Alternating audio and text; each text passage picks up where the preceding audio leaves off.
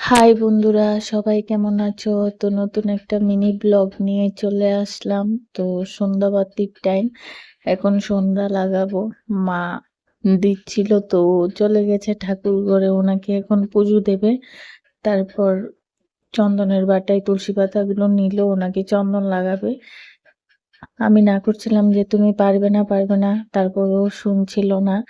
তো দেখো ও কিভাবে পুজো দেয়, কি কি করে। তো এখন রাগ করে উঠে চলে গেছে ঠাকুরের কাছে, গিয়ে ফুলগুলো নিচ্ছিল, বলছিল ও পুজো দেবে আর ঠাকুরগুলোকে এখান থেকে ওইখানে সরিয়ে রাখছিল।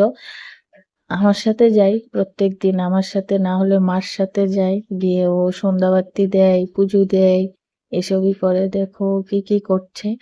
আর ঠাকুরগুলোর ফটোকে এখান থেকে ওইখানে নিচ্ছে, ওইখান থেকে এখানে নিচ্ছে, সুন্দর করে সাজিয়ে রাখছে। মাও ছিল সাথে। তো এখন ফুলগুলো দিচ্ছে, আবার এই গীতাটাকেও নিয়েছে, গীতার ফুলগুলো নিয়ে রাখছে ও।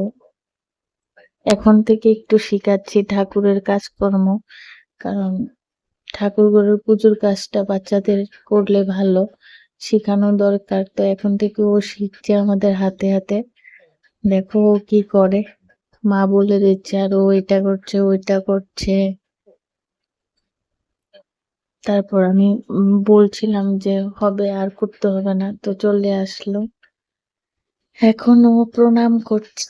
দেখো ভগবানকে কি কি বলে জানি, ও মনে মনে বলছে, আমাকে তো আর বলেনি। তো আমি জিজ্ঞেস করছিলাম তুমি কি বলছো কি বলছো, বলেনি। তো এখন দেখো সুন্দর করে ও প্রণামটা করছে। তো এখন প্রণাম করা শেষ। আমাদের মিনি ব্লগটা যদি তোমাদের ভালো লাগে, তাহলে আমাদের চ্যানেলটাকে একটু সাবস্ক্রাইব করে দিও এবং আমাদের পাশে থেকো। সবাই খুব ভালো থেকো। আর আমার তুতনকে সবাই আশীর্বাদ করো।